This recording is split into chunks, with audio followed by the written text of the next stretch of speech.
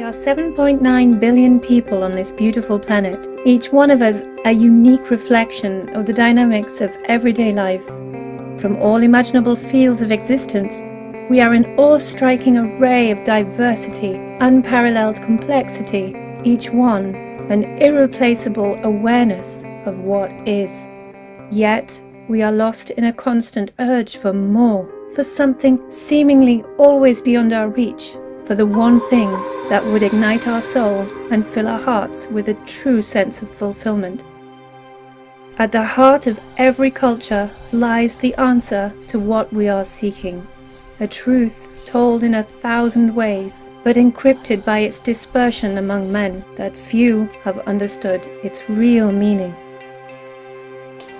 Encouraged by the acts of many, we have searched for it in all the usual places in hope of finding the answers to our prayers, but have never found repose.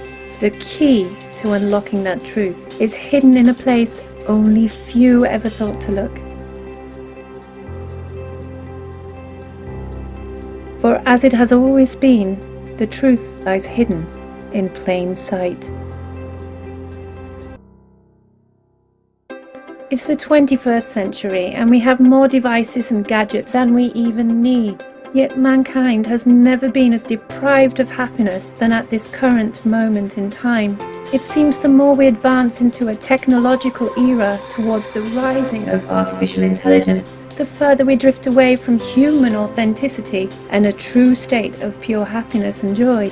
Take a look around you. People of all ages have become prone to glancing at their phones every 10 minutes. You head onto Instagram to do one thing and find yourself scrolling into oblivion. Social media has become such a pervasive part of our lives that we don't even notice how much time we're spending on it.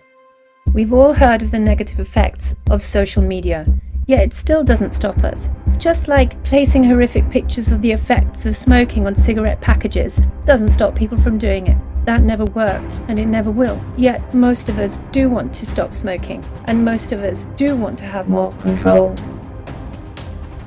The reason we find social media so enticing is because when we receive a like or a follow, or when someone leaves us positive comments on our posts, this triggers a chemical release of dopamine, which makes us feel really good temporarily. It actually leaves us craving for more, drawn into a trap of false pretenses, all for the sake of an immediate reward. Everywhere we look, we're surrounded by dopamine stimulators. We even carry them in our pockets, and most of us can't seem to hold one conversation with someone without the temptation of looking at our phones. Now, if we're drawn into these habits because they stimulate the release of dopamine, otherwise known as the happy hormone, this then means that the life we're living is deprived of it, or at least running seriously low. This may be a hard truth to bear, but it's necessary to understand in order to be able to fix it. Look at the facts. Even before the onset of COVID, a global study showed a long-term decline in the percentage of adults who consider themselves to be happy. The reason we find ourselves in this irrepressible toxic loop is down to the unobserved workings of the autopilot mind. The truth is, we are not in control of our lives. Until we become aware of how the mind has controlled our thoughts, our actions, our emotions, our behavior, and has influenced our choices, we are not in control. Notice what happens when you finally get the new car, the new job, the clothes you wanted, the prize you worked for, or the holiday you were craving for. Just as soon as it was done, your level of happiness began its merry descent. Humanity has been distracted into a state of amnesia. Through no fault of our own, we have been conditioned into a society that encourages conformity, promotes mediocrity, and has us glued to a set of screens that, quite frankly, is playing havoc with our potential. Enticed into the all-encompassing pressures of society's frenetic lifestyle, enveloped by the all-consuming disturbances of the mind, and threatened by the ongoing tick-tock of demanding responsibilities, we submit to defeat out of sheer exhaustion. Instead of reaching for the stars, we're reaching for the remote. Perhaps we should ask ourselves that essential question: what am I really looking for? You'll probably find deep down, all of us are in search of ourselves, that pure consciousness that lies beyond the thinking mind. Scientists have now discovered the remarkable power the mind has over the body, and how we are not separated from the universe around us as previously thought, but very much connected to it. Our ancient ancestors knew this and had attempted to pass down this sacred knowledge of the self through texts, symbols, drawings, and even structures assembled all around the world, but this was disregarded by many as modern life progressed. The answer to what we have always been seeking is hidden all around us. Our very nature dictates the story of what will be, and the name by which we are defined reveals a long-kept secret.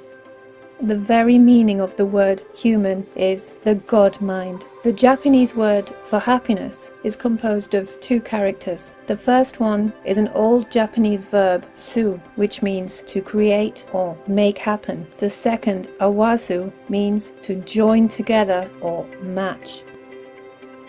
When you make the two one, the inner as the outer, the upper as the lower, the male and female into a single one, then you will access the ancient higher realm of consciousness.